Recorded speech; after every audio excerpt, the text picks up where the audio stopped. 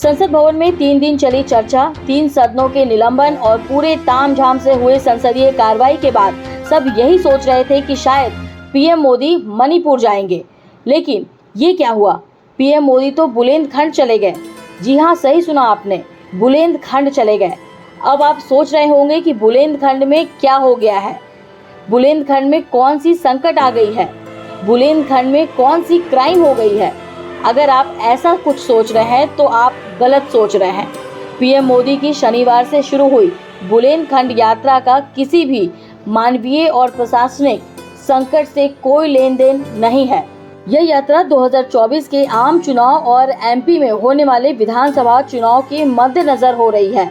इस धरती से लाखा बंजारा जैसे वीर का नाम जुड़ा है। लाखा बंजारा ने इतने वर्ष पहले पानी की अहमियत को समझा था, लेकिन जिन लोगों ने दशकों तक देश में सरकारें चलाई।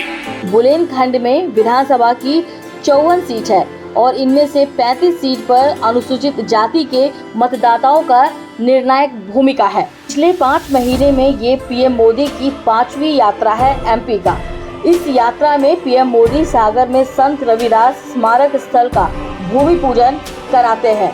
पीएम मोदी सागर में 1580 करोड़ रुपए से अधिक की लागत वाली 2 सड़क परियोजनाओं की आधारशिला रखेंगे।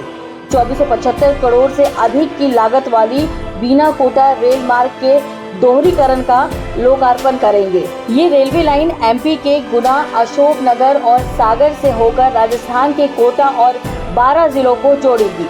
वहीं 100 करोड़ की लागत से निर्मित होने वाले संत शिरोमणि गुरुदेव रविदास स्मारक का शिलान्यास करेगी। यूपी में 16% दलित वोट है। 2018 से पहले दलित वोटर बीजेपी के साथ था, लेकिन 2018 के चुनाव में यह छिटक कर कांग्रेस के साथ आ गया था।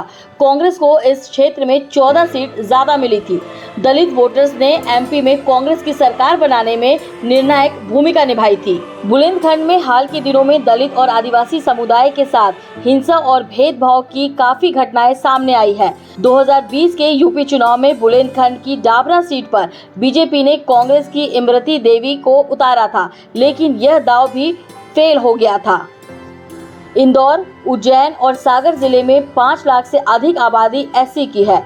मुरैना और छतरपुर में 4 लाख से अधिक और उज्जैन, दतिया, टीकमगढ़ में कुल आबादी का 25% एससी वर्ग से है।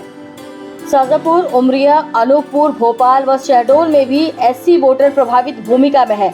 प्रदेश में 35 रिजर्व सहित 34 सीटों पर भी दलित वोटर निर्णायक भूमिका में है। ये संख्या किसी को भी सत्ता में लाने या बाहर करने के लिए पर्याप्त है। यही कारण है कि बीजेपी एससी वोटर पर बड़ा फोकस कर रही है।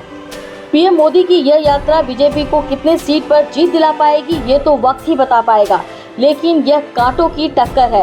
हाल के दिनों में दलितों पर हुए अत्याचार और हिंसा की घटनाओं में बीजेपी के नेताओं की संलिप्तता से दलित समाज में काफी नाराजगी है। एक और बात सामने आ रही है कि पीएम मोदी जनता से तभी प्यार करते हैं जब चुनाव आते हैं। ऐसे में मणिपुर के लोगों को जल्द चुनाव की दुआ करनी चाहिए ताकि पीएम मोदी वहां आए और समस्या का जल्दी से उपाय करें।